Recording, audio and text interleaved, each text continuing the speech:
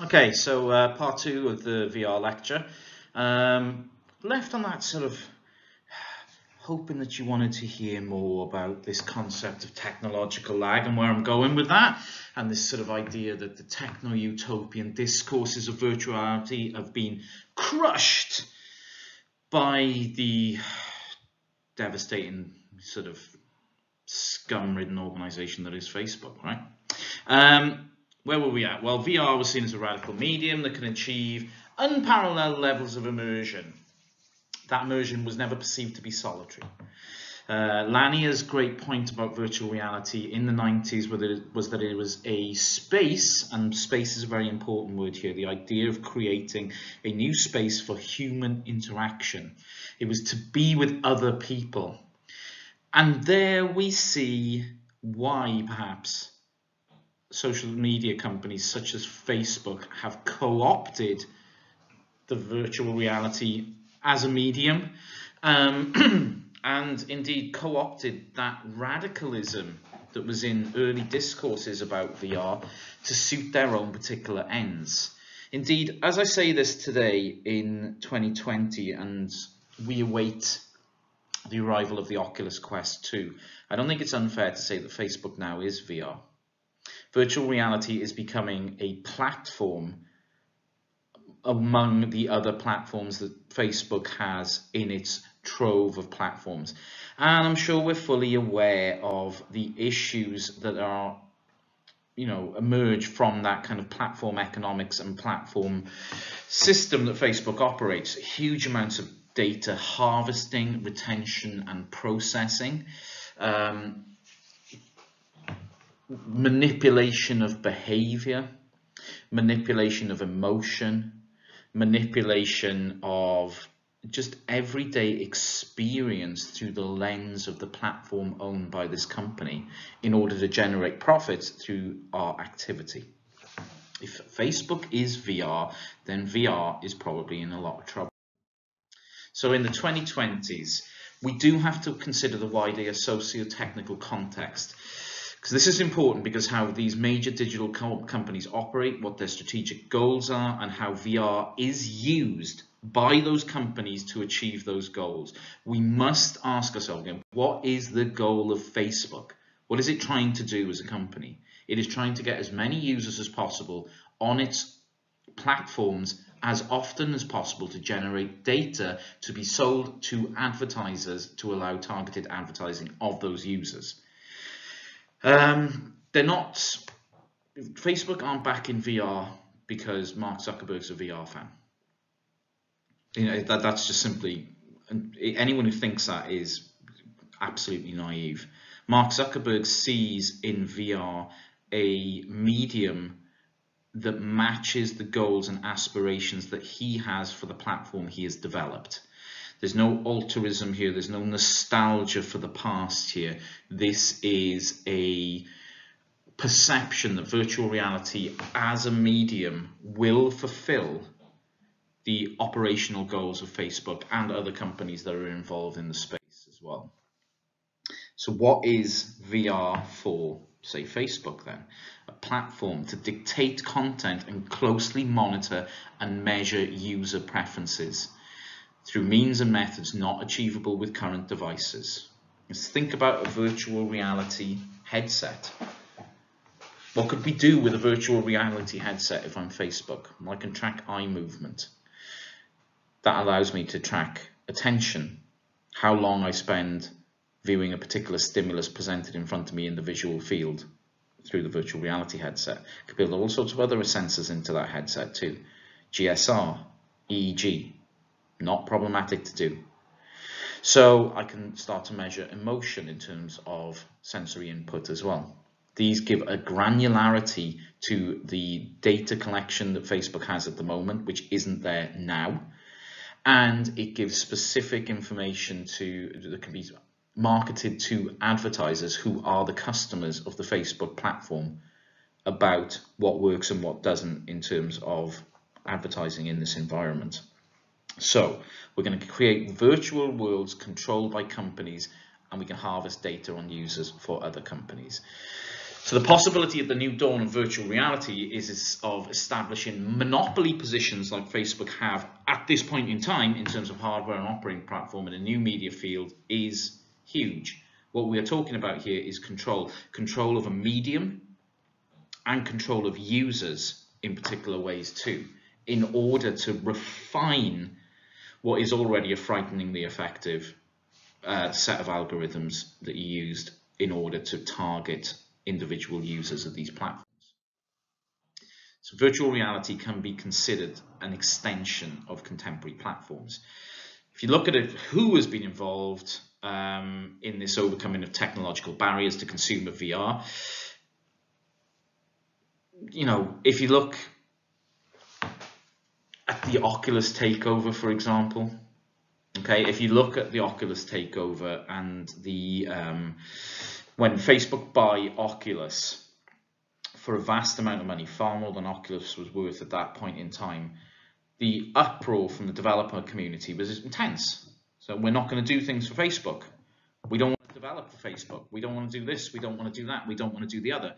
Fact is, they all continue to do it because Oculus became the most, under Facebook's auspices, it developed quicker, it developed more effectively, it developed better products thanks to the capital that was put into it, and people wanted to develop for the platform STEM because it's much easier to do, it's much better to do, you're reaching a bigger audience, etc., etc. These are no-brainers whatsoever. You can squeal all you want about Facebook as a company, but if you're in VR, you're going to be developing for Facebook and its platform.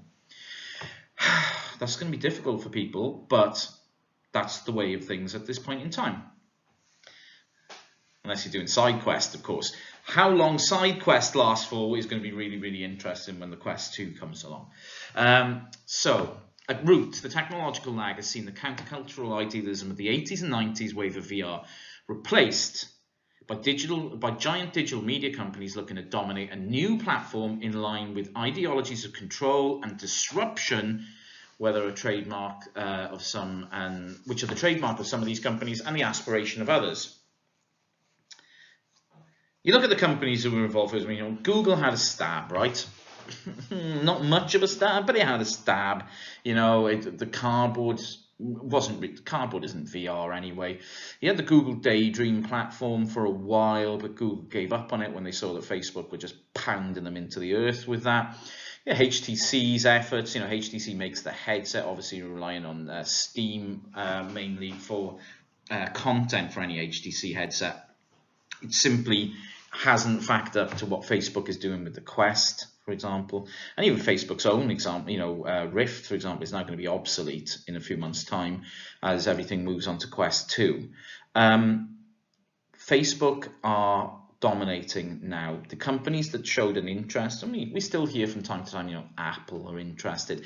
And sometimes we forget, of course, Sony, who have the PSVR for the PlayStation 4 and going forward in November into the PlayStation 5. But that's a completely different ecosystem, and an ecosystem really based on gaming and an augmentation of gaming on their platform at all. They're not looking to occupy the same space as Facebook, for example. So Facebook at this point in time, and I hope this changes, but Facebook at this point in time has won the war. And Facebook is a company whose trademark is about control. And so the countercultural idealism of 80s and 90s VR has been swept away. So what does this mean? VR has re-emerged into a digital media environment where these organizations are not only dominant, but are looking to consolidate in their field. And Facebook sees virtual reality as a means of consolidating the dominance that it has in the social media field. But you might ask, okay, well, is that Facebook's field? Is social media actually Facebook's field? And what I would argue is Facebook's field is not social media. Social media is just the mechanism that it uses to drive its business model, which is data processing and data sale. The digital oil is data. The oil of our information economy is data, and Facebook are masterful with data. They accrue it, they process it, they sell it. They're probably not as good as Google in this, but Google seems to have eschewed virtual reality, and so we have Facebook left as the one game in town. Jaron Lanier describes one of his definitions of virtual reality in The Dawn of the New Everywhere, the digital Skinner box. Now, a Skinner box refers to a piece of equipment used by the operant conditioning psychologist B.F. Skinner, developed in the 1950s. A deliberately restrictive environment where behaviors can be shaped through the manipulation of stimulus and reward and punishment mechanisms to determine behavioral responses. So the Skinner box works by putting a rat in it and having a series of punishments and rewards for particular kinds of reactions to stimuli, which then condition the rat in order to behave in particular ways at all times. If VR can be utilized as an apparatus for the extension of the quantification of the everyday, medium which everything can and will be measured down to hormonal changes in the bloodstream when you encounter a particular stimulus in virtual reality, then the design and build of VR equipment and experiences will optimize that need for quantification. So Facebook's model is based on, let's accrue as much data as we can about this person. But there are natural limits to what Facebook can do at this point in time. It can't get inside you. But VR can. VR can, you could, not just through the use of sensors on VR headsets and equipment, and there naturally will have to be sensors if we're going to track movement and so on of our hands. There will be sensors built in, as we already know. But also the idea that platforms developed for virtual reality can work actively to shape our behavior through simple operant conditioning techniques, and that this platform is going to be dominated by a company called Facebook. We have ourselves the digital Skinner box. A perfect digital Skinner box, potentially, according to Lanier. This is not a good thing. If any of you watching this now are thinking, wow, that's really amazing, we could do amazing things for humanity. No, you can't.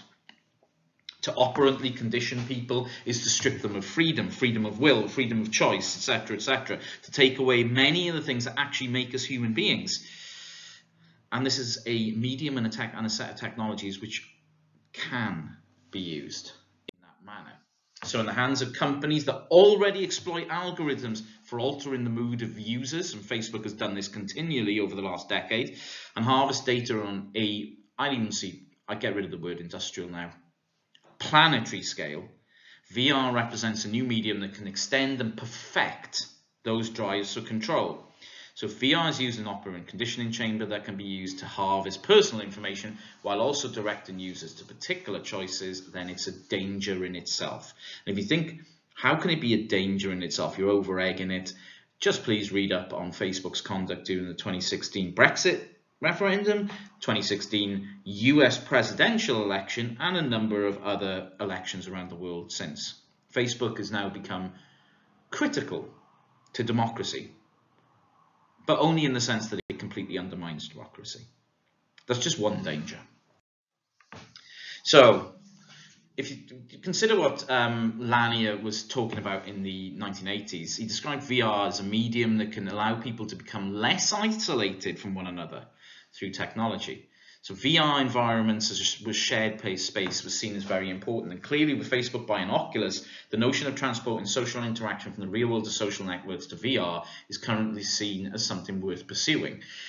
I mean, within this, I can see, you know, I get what Jaron Lanier was talking about in the 80s. Virtual reality as a environment for shared social experience should be something really, really exciting.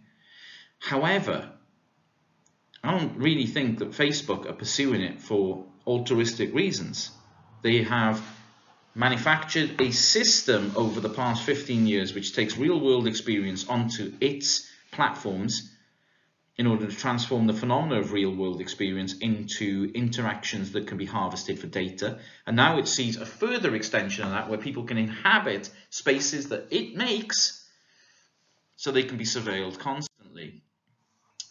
This is not just pursued by Facebook. So, for example, applications such as AltSpace and VTime predate the creation of Facebook Spaces in 2017 and Horizons, which we still await in 2020. Altspace was acquired by Microsoft, so obviously Microsoft, that benevolent organization that has no problematic aspects to it whatsoever, apart from its sort of, monopoly dominance of operating systems, that kind of thing, and monopoly dominance of sort of business software, doesn't have, it's a really unproblematic organization, and they've acquired Altspace. So there's a gold mine. Microsoft, Bill Gates didn't get rich by writing checks. Okay, if Microsoft are buying into Altspace, and if Facebook are plowing money into Oculus, and then getting rid of everyone who was involved in Oculus previously in order to run the company as a Facebook company, they see money. So there's a gold mine out there to be plundered if the social connections that have been leveraged in social media can be augmented with embodied presence in virtual reality to create a deep, more social experience than social media can provide at this time. This is the goal. This is where things are heading. So the rationale for social interaction has moved from a techno-utopian discourse of freedom and destruction of social isolation to a somewhat less optimistic remediation of social media in virtual reality. Now, this isn't perfect by any means yet, and we await Horizons on the Oculus Quest, with bated breath, because Facebook Spaces was dreadful. Altspace is not bad, and VR chat is kind of okay, but okay is the best thing to say about it. So we wait to see what Facebook have been working on for what seems like years and years and years with Facebook Horizons, which should be with us, I'm assuming, when the Quest 2 launches in November, but who knows? I mean, it's been delayed for so long, who knows? So at this point in time, Facebook Horizons, we await it with bated breath. And one of the problems of leveraging VR at the moment for increased surveillance through social media is very few people have it. So if I log on to Facebook's, if I get onto Horizons, I'm not going to see many people from my Facebook friends list on Horizons. They're just not going to be there. This is going to create issues for Facebook at first, so it's going to have to find ways to push people onto the platform. So at the moment, social options in VR are more like hangout spaces like Habbo or Chat Roulette or AOL chat rooms than the social networks that we actually have. Facebook has a bridge to cross with adaption, if this is going to work in the way that it wants it to, is what I'm arguing. So the culture of social networking in VR is actually really problematic because of the lack of people at the moment. So things like VR chat, for example, are not benign spaces. They're quite difficult spaces. And I've just written a paper on VR chat and its use during the pandemic, and where you saw massive increases of people using VR and so getting hold of some users and so on, and trying to understand their motivations for using VR chat as a safe space during the pandemic. And yes, for social interaction, it was seen as a safer space than congregating when there's when there's a virus going around the entire planet that's killing 1 million people. But still, some problematic aspects of the culture of social networking on VR exist. So Jeremy Bailenson cautions us to use these even. Arguing there's a need to keep an eye on how people behave in these environments. Because people in VR chat, for example, are largely anonymous. Now, this is not going to necessarily be a problem on Facebook Horizons, because you're not going to have anonymity. That in itself is quite problematic, but you're not going to have it. But there's a powerful subculture of internet trolling who take delight in making other people miserable. And this is actually quite a feature of VR chat itself. So while we're familiar with this on social networks, and there are report mechanisms which are available to us, the embodied presence of VR spaces creates new issues that are not necessarily suited to the checks and balances of social networking. Just reporting a tweet or reporting conduct on Facebook. There's that facility within virtual reality social networking, but at the same time, the actual nature of abuse is quite different. As early as 2016, there's reports of being groped in virtual reality when using QuiVR on the Vive. Avatar bodies cannot physically hurt each other, but the perceived physicality, and if embodiment and immersion work to the extent that we feel present in the virtual environment, then sexual harassment and other forms of harassment in virtual reality social spaces are going to be massively problematic for us.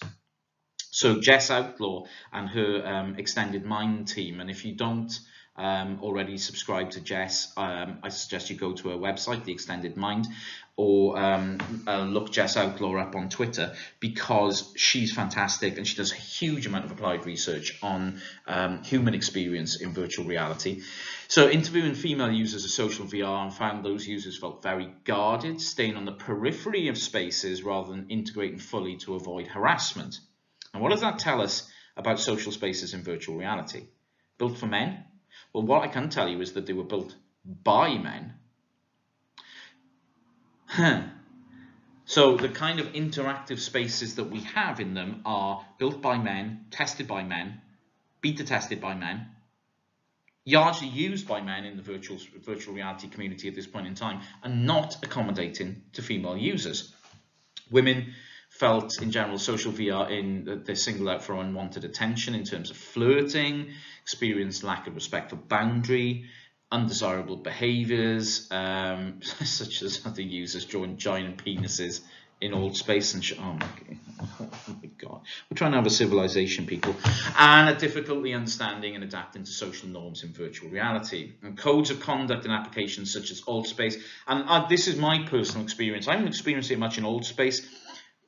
VR chat, not so much either, but that's my decision of how I use it. But Rec Room in particular, Rec Room, when I first started using Rec Room, was just horrendous for misogyny, abuse, and so on. It's got better over time, but it really was just like a wild frontier of just like VR bros misogynizing out. It was like Gamergate all over again, but ironically in a VR game.